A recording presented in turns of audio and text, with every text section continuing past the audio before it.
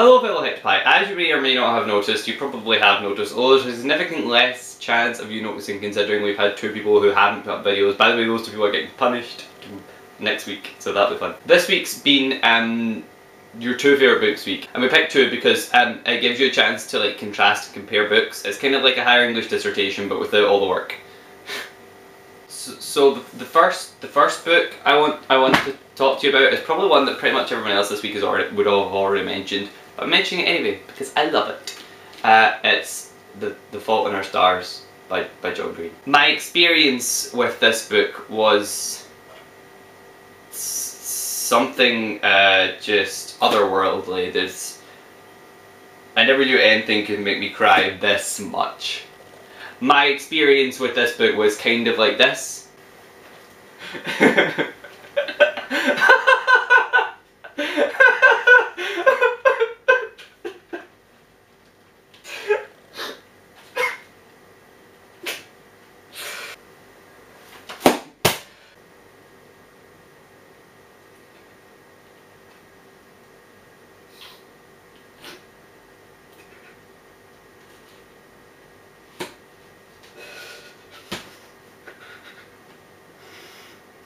Why am I so bad at being a man? Yeah, but it was a good kind of sad.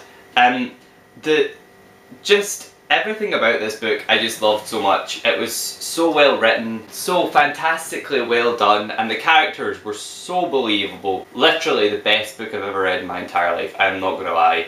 And all the tears and all the sadness and all the happiness just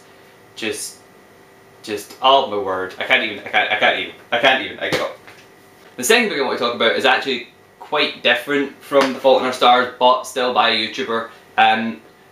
Miss Peregrine's Home for Peculiar Children.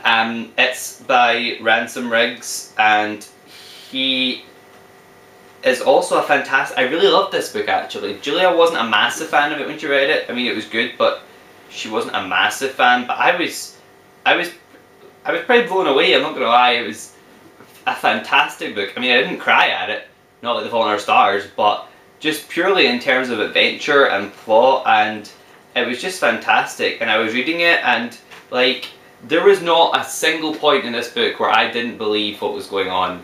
And it was hilarious at points, it was really funny at points, and terrifying at points, and quite sad at points. And the use of pictures in this book, the use of... Now people hear pictures in a storybook, what the fuck, are you 5? No. It's like the pictures relate to the story, and it's fantastic. And every time he finds a picture in the book, it's there for you to see. And it's a truly phenomenal reading experience, I have to say. I really loved it.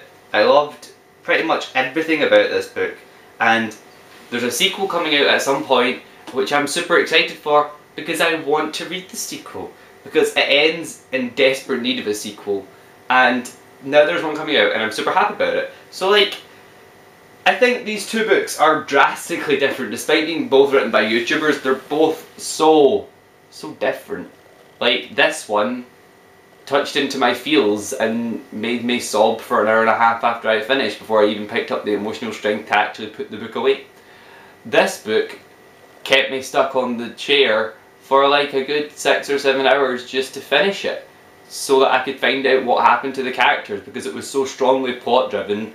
I literally couldn't stop because I wanted to know what happened next. Every page left me wondering what's happening next. At no point did this book get boring. I mean, at no point did this book get boring either. That's probably because I was crying a lot. The books are drastically different and both equally fantastic in their own right, and I love both of them. So there you go, Hectopi. Those are my two favourite books of all time ever, and I hope you liked hearing me talk about them, and we will all be back next week with a different theme.